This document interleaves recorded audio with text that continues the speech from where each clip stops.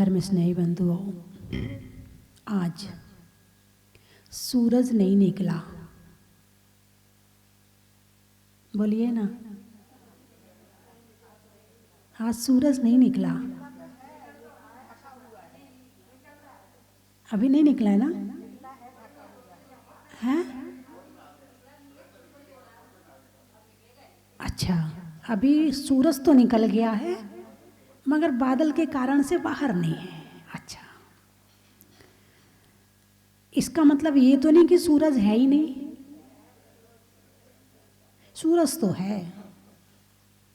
बादल सूरज को ढक सकते हैं। बादल सूरज के प्रकाश को आने नहीं देंगे, लेकिन बादलों में इतनी शक्ति नहीं है कि सूरज को खत्म कर सकें। बादलों में इतनी ताकत नहीं है कि सूरज की गर्मी को खत्म कर सकें।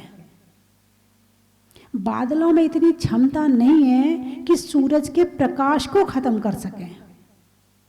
बादलों में इतनी शक्ति नहीं है कि वो सूरज के संपूर्ण मूल रूप से उसे नष्ट कर सके। बादल ढक तो सकते हैं मगर नष्ट नहीं कर सकते हैं। ठीक है ना? ठीक ऐसे ही हमारी आत्मा में जो केवल ज्ञान है, यदि आज हमारे प्रकट नहीं हो रहा है तो इसका कारण कौन है? कर्म रूपी बादल हमारी आत्मा में छाए हुए हैं। इस कारण से हमारा संपूर्ण ज्ञान बादलों में, कर्मों में ढका हुआ है। इसका मतलब ये नहीं है कि हमारे अंदर केवल ज्ञान नहीं है। केवल ज्ञान तो है, केवल दर्शन भी है, अनंत सुख भी है, अनंत शक्ति भी है, लेकिन वो कहाँ है? कर्मों में ढकी है।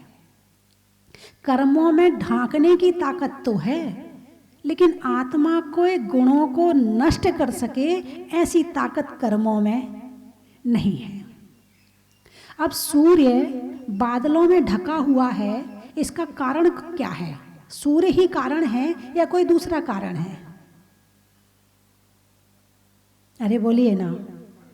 सूर्य को बादलों ने ढक रखा है, इसका कारण सूर्य है या और कोई है? सूर्य स्वयं है। बात समझ में आई कि नहीं आई? बादलों ने सूर्य को ढक रखा है तो किसी और के कारण से नहीं, सूर्य के ही कारण से। अब वो कारण क्या है? जैसे सूर्य जब निकलता है तो धरती पर जितना पानी होता है उठा लेता है, भाप बन जाता है, बादल बन जाते हैं। समुद्र में सूर्य की किरणें पड़ती हैं और घने बादल बनते हैं, और पानी ही पानी जो भाप बन के बादल, घने बादल बन जाते हैं, और बादल बने और सूर्य को ढक लिया। अब सूर्य को ढकने में सूर्य ही कारण है। बात समझ में आई कि नहीं आई? इसी तरह से हम यदि अज्ञानी हैं तो किसके कारण से हैं? अपने कारण से। यदि हम दुखी हैं तो किसके कारण से? अपने कारण से। यदि हम परेशान हैं तो किसके कारण से? अपने कारण से, कोई दूसरा नहीं है।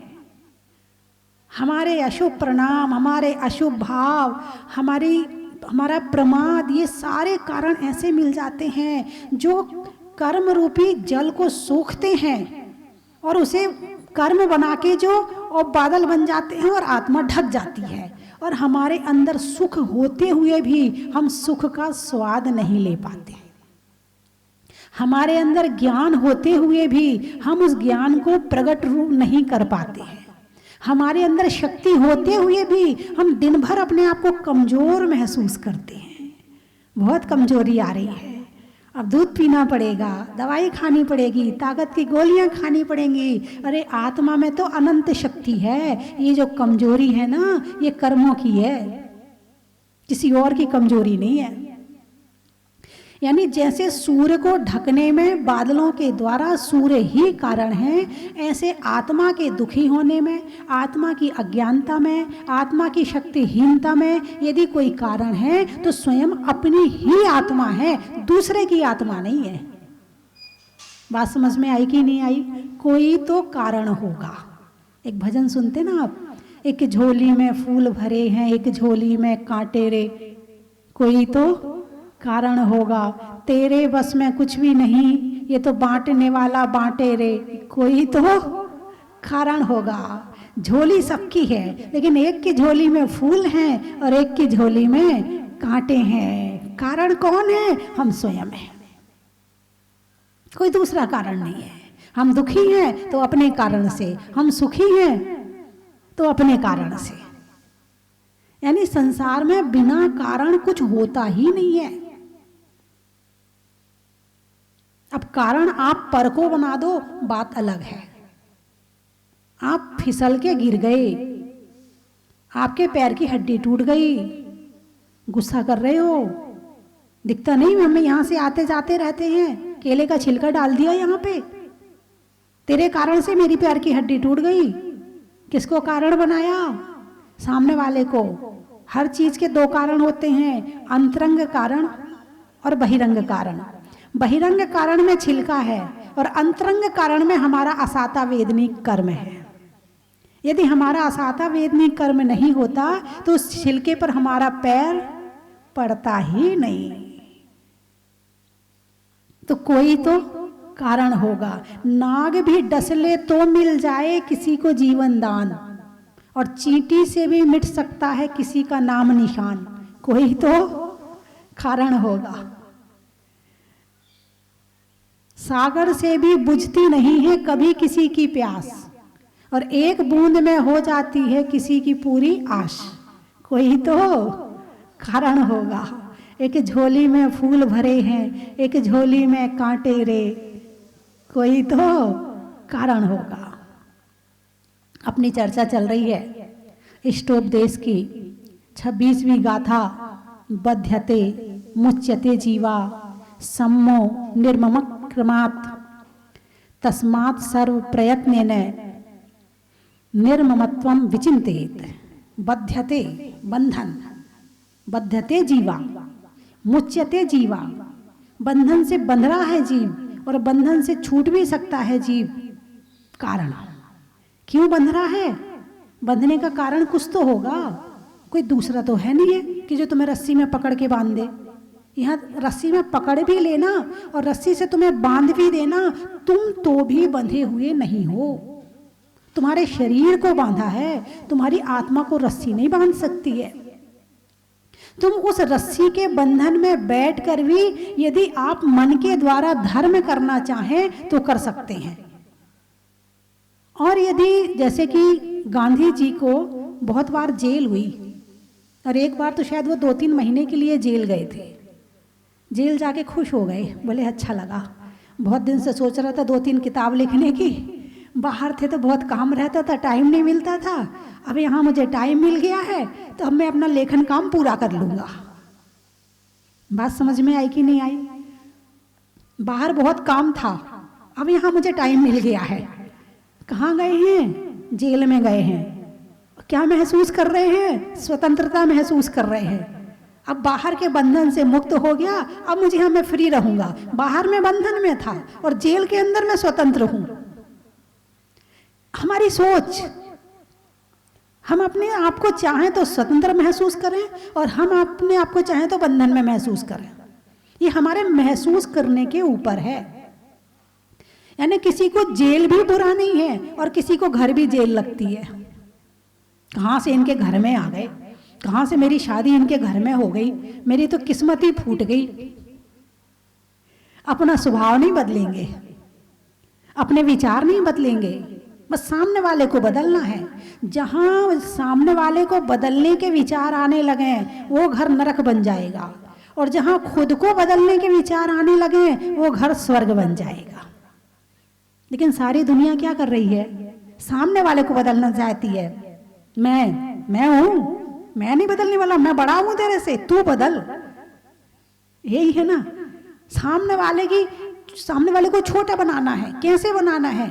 जब तक सामने वाले को छोटा नहीं बनाएंगे तब तक मैं बड़ा कैसे बनूंगा? अब सामने वाला छोटा कैसे बने? तो सामने वाले की कमियां निकालेंगे, कमी निकालते ही वो छोटा हो गया और मैं बड़ा हो गया। बढ़िया, तो बड़ा तो बनना है कहीं ना कहीं।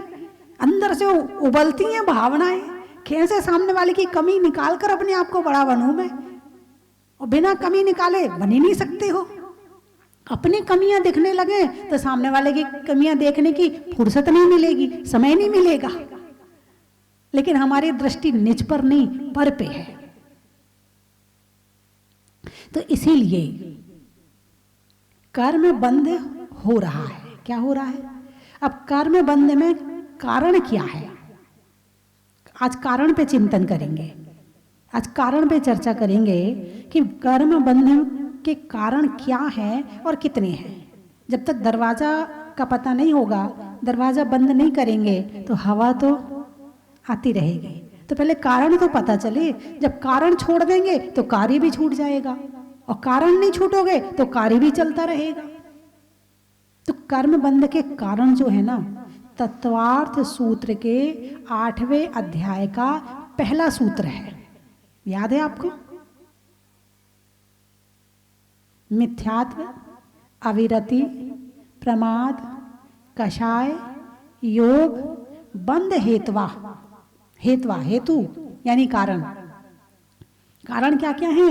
मिथ्यात्व, अविरति, प्रमाद, कषाय, योग, बंध हेतवा। ये तो हो गया तत्वार्थ सूत्र। आप 12 भावना पढ़ते हैं, मंगत राय जी वाली, बड़ी वाली। पन मिथ्यात्व योग 15, द्वादश अविरति जानो, पंचरु 20 कषाय मिले सब 57 मानो। थोड़ा सा बीच पढ़ा। बात समझ में आई कि नहीं आई? जगह जगह जगह जगह कारण लिखे हैं, लेकिन हम तो तोता की तरह पढ़ लेते हैं। हमारा तो तत्वार्थ सूत्र पढ़ने का, पाठ करने का नियम है, हैं? और उस पाठ करने के नियम में मिथ्या है, पन मिथ्या 12 भावना हो गई, तत्वार्थ सूत्र। हाँ बहुत बढ़िया, आज तो मेरा तत्वार्थ सूत्र भी पढ़ा गया और आज तो मेरी 12 भावना भी पढ़ी गई। क्या पढ़ा तुमने? क्या पढ़ा? पढ़ने के लिए पढ़ा था या फिर जीवन में उतारने के लिए पढ़ा था? किस लिए पढ़ा था आपने? बताइए मुझे। भोजन बनाया है, हमें तो भोजन बनाने का बहुत शौक है। हमें नहीं, एक बात बता रही हूँ, हमें तो भोजन बनाने का बहुत शौक है। तरह तरह के भोजन बना के रख लिए, खाए नहीं। तो पागल है क्या? जब खाना नहीं था तो बनाया क्यों? किसी भी चीज की उपयोगिता ना हो तो आप अपने घर में उस वस्तु को नहीं रखते हैं, क्योंकि हमारे घर में भाई नहीं चाहिए, हमारे यहाँ कोई यूज नहीं करता है। जब तक तुम्हें यूज नहीं करनी है कोई चीज तो तुम फिर उसको रखते क्यों हो? उस पर मेहनत क्यों करते हो? यदि इन पन मिथ्यात्व योग 15 द्वादश अविरति को तुमने जान भी लिया और इसका यूज नहीं किया तो क्या है ये फिर? केवल जैसे वो तोता है ना, तोते की बात हमेशा बताती हूँ, हैं? एक व्यक्ति ने कहा मनुष्यों को पढ़ाते पढ़ाते थक गया, ये तो पढ़ते नहीं है, चलो तोतों को पढ़ाऊंगा। तोते को पढ़ाया, बहेलिया आएगा, जाल बिछाएगा, दाने का लोभ दिखाएगा, लोभ में फंसना नहीं चाहिए, है ना? तोते को पढ़ा दिया। भाई सबसे बड़ी मुसीबत तो तोते के लिए यही होती कि वो जाल में फंस जाता है। तो सबसे पहले उसे परेशानी से बचाने के लिए उसे यही सिखाना चाहिए, और उसने सिखा दिया। क्या सिखाया? बहेलिया आएगा, आगे बोलिए, जाल बिछाएगा, दाना के लोभ दिखाएगा, और लोभ में फंसना नहीं चाहिए। उसने सारे तोतों को याद करवा दिया और छोड़ दिया सब तोतों को। सारे तोते पेड़ पे जाके बैठ गए। एक बहेलिया वहाँ आया और सारे तोते वो गीत गा रहे थे जो उसने सिखाया था। बहेलिया ने सोचा आज तो मेरा काम होने वाला नहीं है, ये सारे तोते तो पढ़े लिखे हैं, अब ये मेरे जाल में फंसने वाले नहीं हैं। फिर भी सोचा चलो एक ट्राई, कोशिश करके देख लेते हैं। जाल बिछा दिया, दाना डाल दिया। जैसे ही दाने देखे तोतों ने, सारे तोते आ गए हैं, और साथ में दाना के लोभ में फंसते जा रहे और खाते जा रहे और गाना गाते जा रहे। कारण क्या है कर्म बंध का? कर्म बंध के कारण पता भी हैं, पढ़ते भी हैं, मगर उन कारणों का यूज नहीं करते हैं, तो समझना फिर वो याद होना और नहीं होना बराबर हो गया। सबसे पहला कारण है मिथ्यात्व। मिथ्यात्व का दूसरा नाम असत्य, भ्रम, मोह है, ये मिथ्यात्व। मिथ्यात्व के 5 भेद से समझेंगे मिथ्यात्व को, वो भी आप पढ़ते हैं, आलोचना पाठ पढ़ते हो ना, हैं? विपरीत एकांत विनय के, ऐसे हिल हिल के, विपरीत एकांत विनय के संशय ज्ञान गुणय के। क्या है ये? बस लिखा है, पढ़ लिया, कहा है कि आलोचना पाठ पढ़ना चाहिए, इसलिए पढ़ लिया। हाँ, हमारे घर में दादी भी पढ़ती थी, हमारे पिताजी भी पढ़ते थे, उनने कहा तुम्हें भी पढ़ना चाहिए, इसलिए हम भी पढ़ते थे। चाहे मिथ्यात्व की पूजा कर रहे हो, लेकिन पढ़ जरूर रहे हैं। मिथ्यात्व है क्या? 5 भेद हैं। विपरीत मिथ्यात्व यानी विपरीत श्रद्धा, हिंसा में धर्म मानना, वीतरागता को धर्म नहीं मान करके हिंसा में धर्म मानना, विपरीत मिथ्यात्व। एकांत मिथ्यात्व, एकांत में ऐसा ही होता है, अनेकांत और स्याद्वाद जो भगवान महावीर ने बताए हैं उसको ना मान करके एकांत को मानना, ऐसा ही होता है, पूजा करने से ही धर्म होता है। अरे नहीं भाई, माला फेरने से भी होता? नहीं नहीं, पूजा करने से ही होता है। जहां ये ही आ गया और एक पक्ष को पकड़ लिया, वो मिथ्यात्व हो गया। ऐसा ही कहा है, नहीं, ऐसा भी कहा है, ऐसा भी होता है। तो जहां एकांत है वहां मिथ्यात्व है। विपरीत एकांत, आराम से पधार जाए, बैठ जाओ, बीच में नहीं आते हैं ना, हाँ बैठ जाओ।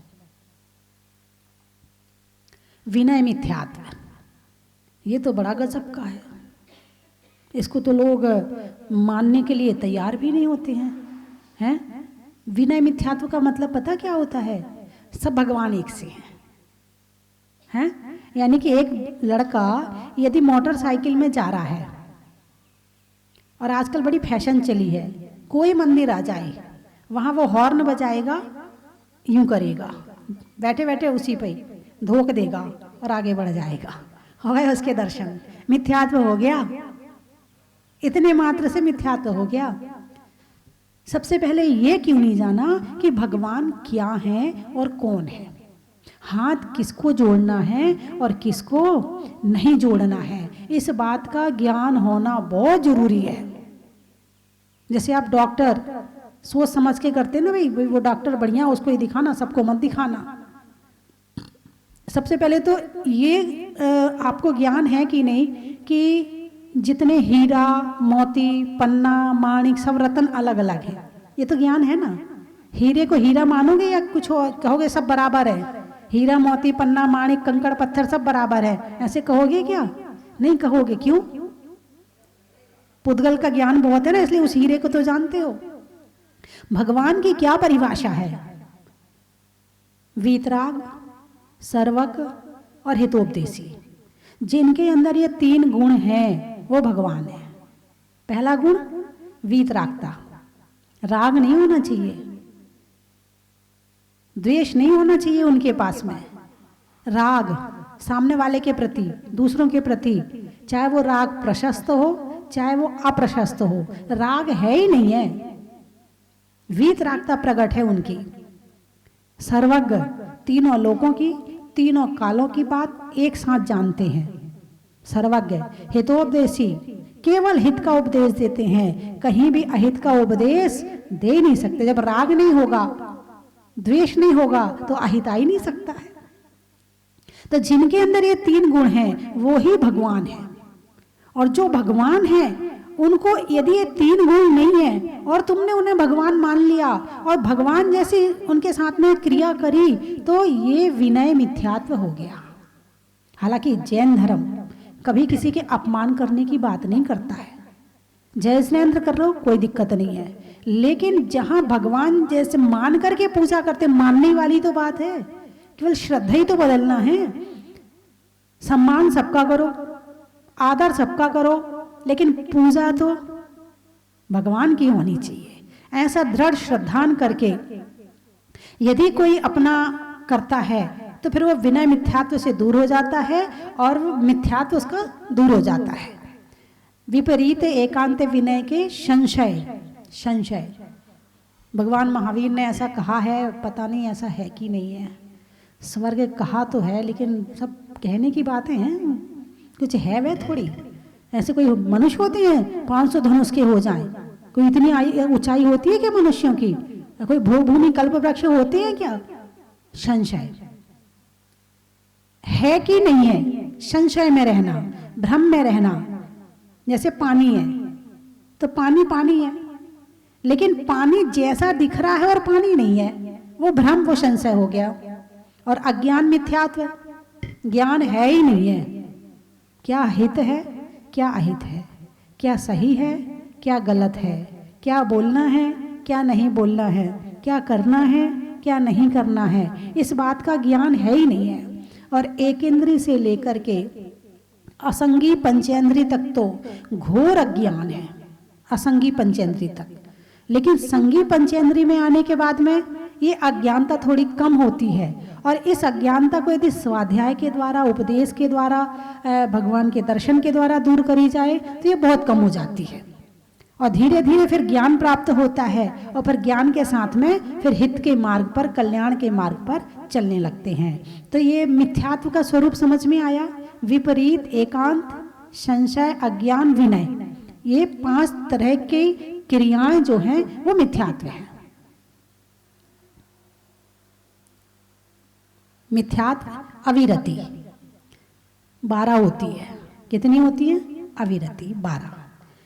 विरति, व्रत शब्द है ना, व्रत को विरति बोलो तो व्रत हो गया। और अविरति यानी व्रत रहित, अविरति यानी व्रतों से रहित। कौन से व्रतों से रहित? तो सबसे पहले 5 इंद्रिय और मन को वश में नहीं करना, मन पर संयम नहीं रखना, मन पर व्रत नहीं, मतलब इनको वश में करने के लिए जो व्रत लिए जाते हैं उन व्रतों को नहीं लेना। और 5 स्थावर और 1 त्रस्काय, ऐसे षटकाय जीवों की रक्षा नहीं करना, ये 12 अविरति है। हाँ, एक एक कदम भी चलते हैं तो इस बात का ध्यान होना चाहिए कोई चींटी ना मर जाए। यदि पानी का प्रयोग भी कर रहे हैं तो कहीं ज़्यादा ना चला जाए, कहीं ज़्यादा ना गिर जाए, इसमें भी जीव होते हैं। ऐसे अग्नि भी जला रहे हैं, अरे फालतू नहीं चलाना, ये भी अग्नि का एक जीव है। पंखा भी चला रहे हैं, अरे पंखा ज़्यादा नहीं चलाना, ये भी वायु का एक जीव है। ऐसे छोटी छोटी बातों में ध्यान रखते हुए और अपने जीवन को जीना। और इसी तरह से आँख के ऊपर बुरा नहीं देखना, कानों से बुरा नहीं सुनना, मुंह से बुरा नहीं बोलना है, और अपनी 5 इंद्रियों को वश में रखना, मन को वश में रखना कि मन कहीं बुरा तो नहीं सोच रहा है। अब ये मन यदि बुरा सोच रहा है तो कैसे हम इसे प्रयास पूर्वक इधर से हटाकर शुभ में लगा दें, कैसे हम बुरे विचारों से हट करके कैसे हम स्वाध्याय में आ जाएं। कहीं मेरा मन किसी की निंदा तो नहीं कर रहा है, मेरे मन में किसी के लिए बुरा की भावना तो नहीं आ रही है। ऐसा मन जब अशुभ भाव करता है तो उन अशुभ भाव से हटा करके मन को शुभ में लगाना, ये मन पर संयम है। तो इस तरह से 5 इंद्रिय और मन को वश में करना, और 5 स्थावर जीव, पृथ्वी कायिक, जल कायिक, अग्नि कायिक, वायु कायिक, वनस्पति कायिक, इनको जितना जरूरत है उससे अलावा व्यर्थ में नहीं करना। और त्रस्काय यानी 2 इंद्रिय, 3 इंद्रिय, 4 इंद्रिय, पंचेंद्रिय आदि जीवों की रक्षा करना, उन्हें नहीं मारना। ये है 12 करना। यदि अविरति है तो नहीं करेगा, और व्रति है तो फिर वो करेगा। तो मिथ्यात्व के साथ में असंयम ने भी कर्मों का बंध कराया। ये क्या चल रहे हैं? कर्म बंध के कारण। क्या चल रही है? कर्म बंध के कारण है। सूरज को बादलों ने ढका, लेकिन बादल आए कहाँ से? सूरज के कारण ही आए। हमारी आत्मा को कर्मों ने ढका है, हमारे ज्ञान को ढका है, हमारे दर्शन को ढका है, हमारे सुख और शक्ति को ढका है। किसके द्वारा? हमने ही अपने द्वारा। तो ऐसे ही फिर अविरति के बाद मिथ्यात्व, अविरति, प्रमाद। आप प्रमाद का अर्थ क्या लगाएंगे? आलस है, आपकी दृष्टि में आलस है ना, लेकिन यहां प्रमाद का अर्थ कुछ और है। बहुत बड़ी बात है, हमें ज्ञान तो हो कम से कम उसका कि क्या अर्थ है। यहां तो कहते भाई प्रमाद मत करो, क्या कहते हैं? प्रमाद मत करो। अब यहां प्रमाद के भेद सुन लीजिए कि 4 4 कषाय, 9 9 कषाय, निद्रा और स्नेह, ये प्रमाद के अंदर है। ये प्रमाद के 15 भेद हैं। पन मिथ्यात्व, योग 15, 12 अविरति जानो, और पंचरु 20 कसाय मिले सब 57 मानो। तो मिथ्यात्व, अविरति, प्रमाद, 15 प्रकार का प्रमाद। अब यहाँ पर प्रमाद का मतलब है कि हमारा मन, हमारे भाव हमारी आत्मा में नहीं है, आत्मा से बाहर है। आत्मा में होना अप्रमाद और आत्मा में नहीं होना प्रमाद। अब आप देखो, मुनियों का 6वां गुण स्थान होता है। कौन सा गुण स्थान? 6वां। उस गुण स्थान का नाम क्या है? प्रमत्त। प्रमत्त का मतलब क्या है? प्रमाद। अब मुझे ये बताओ, मुनिराज आलस कर रहे हैं क्या? नहीं कर रहे हैं। वो अपने 28 मूल गुण का पालन कर रहे हैं 6वें गुण स्थान में, फिर भी वहां कहा भी प्रमाद है। जब उनको प्रमाद कह दिया तो यहाँ जितने जीव और हैं उनकी क्या हालत होगी? वो 28 मूल चलते हुए देख के चल रहे हैं। अभी मन जो है बाहर जीवों की रक्षा में लगा है, आत्मा में स्थिर नहीं है, इसलिए प्रमाद है। अभी बोल रहे हैं, भाषा समिति से बोल रहे हैं, लेकिन बोलते समय मन बाहर है, आत्मा में स्थिर नहीं है, इसलिए प्रमाद है। वो बैठ रहे हैं, उन्होंने झाड़ा जीव की रक्षा करने के लिए, जहां बैठना वो जगह उन्होंने पीछे से मार्जन किया, मार्जन कर रहे, जीव की रक्षा कर रहे हैं, लेकिन अभी भी प्रमाद है क्योंकि वो आत्मा में स्थिर नहीं है। अप्रमाद अवस्था आती है 7वें गुण स्थान में। कौन से गुण स्थान में? 7वें गुण स्थान का नाम है अप्रमत्त, यानी अप्रमाद। तो अब यहां हम समझें कि प्रमाद क्या है। तो 4 4 कषाय, 9 9 कषाय, निद्रा और स्नेह, ये 15 भेद प्रमाद के हैं। किसके हैं? अब जैसे एक व्यक्ति क्रोध कर रहा है, तो क्रोध करते समय वो आत्मा में है क्या? अरे बोलिए ना, नहीं है ना, आत्मा में नहीं है, इसलिए वो प्रमाद है। यानी अप्रमादी कहाँ होंगे? जब आत्मा में स्थिर होंगे। अब क्रोध एक दिन में तो छूट नहीं जाएगा, इसलिए धीरे धीरे धीरे धीरे धीरे उसे कम किया जाए। निमित्त मिलेंगे आपको क्रोध करने के, और कोई दूसरा नहीं देगा, हमारे खुद के ही कारण हमें क्रोध करने के निमित्त बना देंगे। और उसमें फिर कैसे शांत रहें, कैसे मन को शांत रखें, तब वो अवस्था अभी से शुरुआत करनी पड़ेगी। ये एक दिन में अप्रमत्त अवस्था प्राप्त नहीं हो जाती, एक दिन में 7वां गुण स्थान नहीं आ जाएगा। इसलिए बड़ा प्रयास करना पड़ेगा, बड़ी मेहनत करनी पड़ेगी। जब इंसान कुछ चीज दिखाता है, अपनी कोठी दिखा रहा है, अपने कपड़े दिखा रहा है, अपनी सोने की चेन दिखा रहा है, अपने अच्छे बढ़िया बढ़िया कपड़े पहने वो दिखा रहा है, अपना धन दिखा रहा है, अपने बढ़िया बेटे की तारीफ कर रहा है, तो वो अवस्था मान कषाय की है। कौन सी अवस्था है? मान कषाय की है। तो मान कषाय में व्यक्ति आत्मा में है या बाहर है? बोलिए ना, बोलिए। बाहर है। कहाँ है? बाहर है, आत्मा में नहीं है, इसलिए मान कषाय को प्रमाद कहा है। माया में बाहर ही है, इसलिए माया प्रमाद है। लोभ आत्मा का तो कर नहीं रहा, करेगा वो संसार की वस्तुओं का करेगा, संसार के धन का, पैसे का, सम्मान का, नाम का, और सोने का, चांदी का, मकान का, दुकान का, इन चीजों का लोभ करेगा। लोभ तो इनका ही होता है, गाड़ी का, मोटर का, इन्हीं का ही लोभ होता है। तो लोभ करते हुए इंसान बाहर की वस्तुओं से जुड़ रहा है। तो जब आत्मा हमारी बाहर जुड़ी हुई है और आत्मा आत्मा में नहीं है, तो वो स्थिति कौन सी होगी? प्रमाद की। कौन सी होगी? प्रमाद की। ये तो हो गई 4 कषाय। अब हास्य, 9 कषाय। हास्य, हास्य यानी हंसना। हंसते हुए इंसान बाहर के निमित्त से हंसता है या अपनी आत्मा में अपने आप हंसता है? अरे वाह, आप बड़े होशियार हैं। हंसने में भी दूसरा चाहिए हैं। हाँ, जदई हंसे जब दूसरा हो गए हैं। हाँ, उसके बिना बाहर भी निमित्त चाहिए और हास्य कषाय का उदय चाहिए।